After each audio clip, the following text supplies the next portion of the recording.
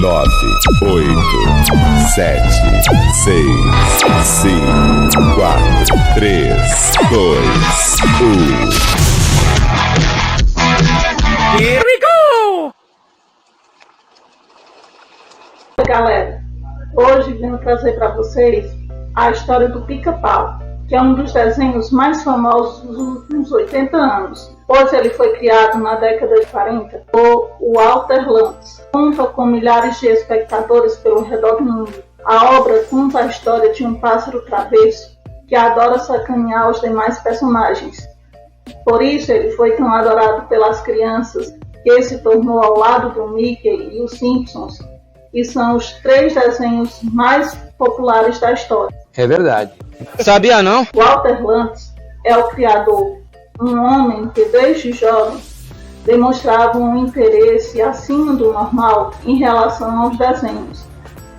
Ele começou a estudar aos 12 anos para conseguir trabalhar com o que gostava no futuro. No entanto, o seu primeiro trabalho foi de mecânico, mas isso mudou em 1928, quando ele tinha 27 anos. A Universal havia adquirido os direitos de Oswald, porém depois a Disney pegou seus direitos de volta. Isso deixou Lantz sem trabalho, mas logo ele arrumou um novo trabalho dirigindo o desenho Andy Panda, que tem ligação forte com o desenho do Pica-Pau. A sua primeira aparição ocorre em 1940. Após se tornar conhecido, Lantz se casou com Grace Stanford e durante a sua lua de mel, ambos ouviam Pica-Pau bicando o telhado. Isso deu a ideia à esposa de Lantz, que logo comentou com ele. A ideia era criar um personagem baseado no animal, e Lantz achou que valeria a pena investir com isso. O criador resolveu utilizar o desenho Andy Panda para dar espaço ao Pica-Pau em sua primeira aparição. 2. Pica-Pau é um dos poucos desenhos que está presente na escada da fama. E apenas um outro personagem tem lugar cativo, que é o Mickey Mouse, que juntos disputam o lugar de desenho mais popular de todos os tempos. Quem tem o nome da calçada da fama é sinônimo de ser reconhecido pelo mundo cinematográfico, pois podem ir somente atores e diretores mais famosos que estão presentes lá. E ao lado deles temos o Pica-Pau e o Mickey. Isso quer dizer que o desenho sempre influencia e influenciou várias gerações durante anos. É verdade. 3. Personagem que já teve aparências diferentes. Quando você vê o desenho do Pica-Pau, logo nota que a aparência do animal vai mudando em alguns episódios. Isso aconteceu porque já foi feito por vários ilustradores e isso acabou influenciando no design do mesmo. Sabia não? O primeiro deles foi o Pica-Pau Biruta, que não tinha escrúpulo e que adorava infernizar a vida dos outros, apesar que todas as outras versões faziam isso também. Embora que as demais versões do desenho eram mais amigáveis e contam com desenhos menos agressivos, e o mais recente é que agora ele possui uma versão gráfica. É sim. 4. A carta para conseguir um autógrafo do criador. Muitas crianças cresceram e o desenho favorito era o Pica-Pau. Porém, o Andy tinha uma paixão a mais pelo pássaro travesso, a ponto de enviar uma carta para o seu criador. Porém, na hora de enviar a carta, acabou enviando para o Walt Disney, que achou hilária a situação e enviou uma foto dele junto com o Mickey ao invés de enviar para Lantz. Mas, por conseguinte, o Walt Disney enviou a carta para Lantz, falando do pedido da garota que ela queria o autógrafo. Porém, a gente não sabe o desfecho. Ah não, sério? Sim, a famosa risada no início não era dele. A sua maior característica é a sua risada. que fez o personagem se tornar famoso. Ela é reconhecida em todos os cantos do mundo. A primeira vez que a risada apareceu foi em um episódio do Rap Rabbit, que mais tarde veio a se chamar Pernalonga, que é outro personagem famoso da história. Isso aconteceu porque o dublador dos dois era o mesmo. Oh, sim, claro. Sexto, e o personagem durante algum tempo foi dublado por uma mulher. Isso mesmo. Mel Blanc saiu dos estúdios e se envolveu com problemas judiciais com Lentz e deixou de dublar o personagem. Com a vaga aberta, a esposa de Lentz acabou se candidatando para a vaga, mas a ideia não foi bem vista pelo seu marido. Isso porque o personagem é masculino e ele achou que não fosse se encaixar bem. No entanto, Grace enviou uma fita para a produção, a voz dela foi aprovada, todos se surpreenderam ao saber que se tratava da voz dela, e ela conseguiu o emprego. Ah, agora eu entendi! Agora eu saquei!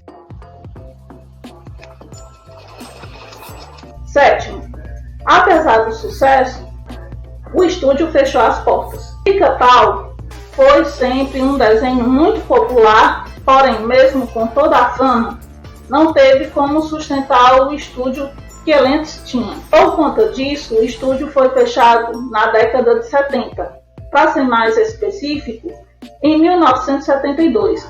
Lentz decretou falência, sendo assim, o desenho ficou sem casa durante algum tempo. No entanto, o desenho passou pouquíssimo tempo sem casa, por ele ser muito popular. E hoje é comprado por outro estúdio. E sendo assim, Pica-Pau voltou a ser exibido na TV e até hoje é sucesso. Apesar de não ter dado conta de segurar as pontas, o estúdio de Lentz ainda tem todos os méritos por ter criado e desenvolvido o melhor personagem. Certamente que sim. 8. Primeiro desenho a ser exibido na TV brasileira. O Pica-Pau foi o primeiro desenho exibido em TV brasileira e é motivo de muito orgulho, e isso ocorreu ainda na década de 50. E a TV responsável por trazer o desenho para o Brasil foi a TV Tupi, que era famosa por trazer desenhos animados para todo o país. E a primeira vez que o desenho foi exibido era em inglês com legendas, porque a dublagem naquela época era muito difícil e nem sequer existia. Então, a dublagem só viria em 1957, ano que o personagem já era popular no país. Uma outra curiosidade é que o quadrinho também foi lançado do personagem, mas carregava o nome de Berimbau e Yudi Yudi.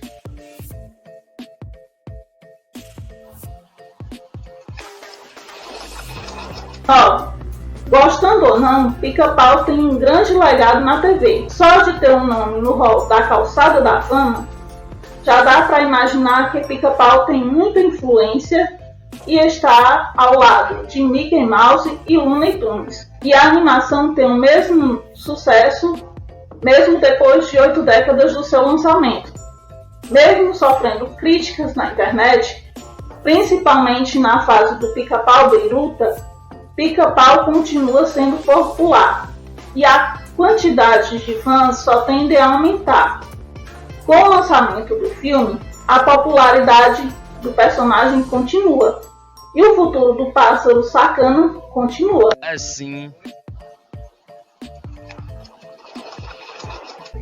Agora eu vou falar do episódio mais icônico do Pica-Pau, que se passa nas Cataratas Niágara, onde havia uma tradição das pessoas descerem de um barril nas correntezas, e essa tradição havia parado. Porém, quando o Pica-Pau escuta sobre a tal tradição, ele inicia novamente com o guarda, e toda vez que alguém cai nas cataratas, todos gritam. E então o Pica-Pau fica aprontando isso com o guarda, que toma conta das cataratas e pegando os barris. Portanto, o guarda florestal fica tão louco que passa a atacar todas as pessoas que possam ter um barril ou parecer com o formato de um barril. Por conseguinte, o guarda resolve fechar as cataratas para tentar se vingar do pássaro trapaceiro. No entanto, o Pica-Pau foge e abre para as águas descerem nas cataratas, e então o guarda cai novamente e todos gritam "Aê!". O episódio termina com sua risada clássica. Que cara mais engraçado! Agora, um review sobre o filme do Pica-Pau que foi lançado em 2017. Como já conhecemos essa ave-cabeça, ele nos diverte, só que dessa vez em um longa-metragem. O longa conta a história de uma família que vai para a floresta e quer construir uma casa no meio da floresta. E os inimigos do Pica-Pau nessa aventura são Lance Walters e Vanessa. Porém, o Pica-Pau fica amigo do filho de Lance e o menino vai concorrer a um concurso com uma banda que ele foi convidado para tocar. Enquanto isso, o Pica-Pau faz as maiores travessuras com Vanessa e destrói a casa que Lance está construindo. E agora, o que será que Lance fará? Não sei.